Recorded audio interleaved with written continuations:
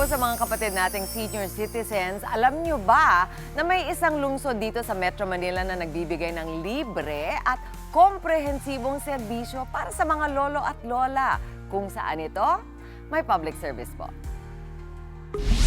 Sa isang lungsod na kilala sa mabilis na pag-unlad at modernong pamumuhay, may isang programa na nagbibigay ng pag-asa at kalinga sa mga lolo at lola. Ito ang Center for the Elderly, isang proyekto ng pamahalaang lungsod ng Taguig na layuning mapanatili ang malusog na katawan, matalas na isip at masayang pamumuhay ng mga senior citizens.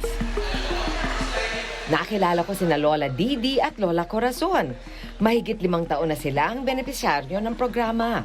Ayon kay Lola Didi, ang pagsasayaw ng Zumba, ballroom at libreng masahe ang paborito nilang gawin sa center. Maganda yun sa energy natin eh. Nakakalimot po kami kung ano man po yung mga lungkot sa amin nararanasan. Maganda po ang benepisyo sa atin. Iba po yung effect. Para sa mga tulad nila, ang ganitong serbisyo ay mahalaga lalo na sa usaping kalusugan. Sa akin naman, number 1, yung meron silang geriatric clinic sa first floor. So pwede kang pumunta doon. Yun ang napakalaking napakahalaga para sa aming mga senior citizens. Tapos kapag nakausap mo na sila, parang na-refresh ka. Yung health mo ba, yung mental health, talagang nare-refresh talaga siya.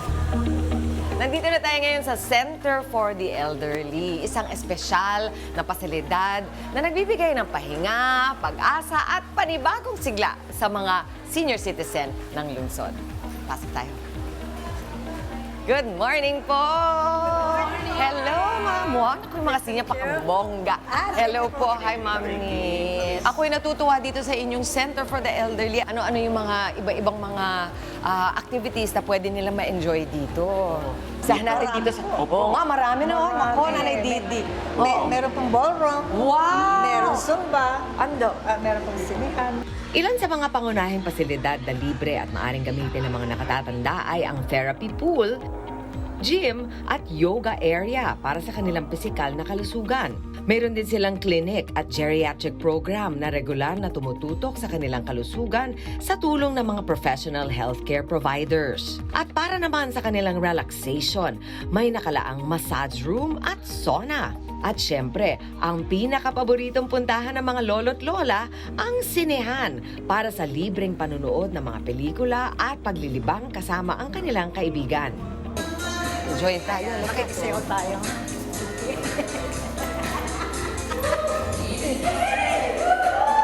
Hey! Hey!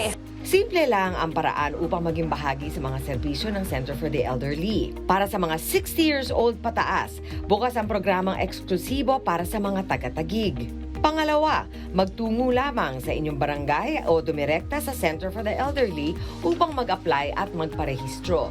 Tandaan, lahat ng ito ay libre, walang bayarin at walang kailangang iabot na anuman.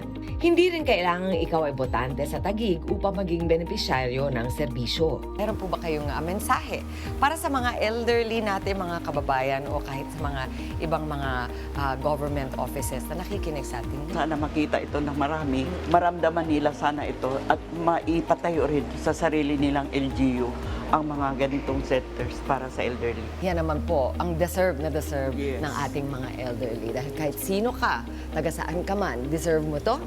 Public service, Public service po. Maraming salamat! Mga kapatid, Angela Lagunsad Castro po para sa komprehensibo at makabuluhang balitaan at talakayan. Mag-follow at subscribe na sa social media pages ng News 5.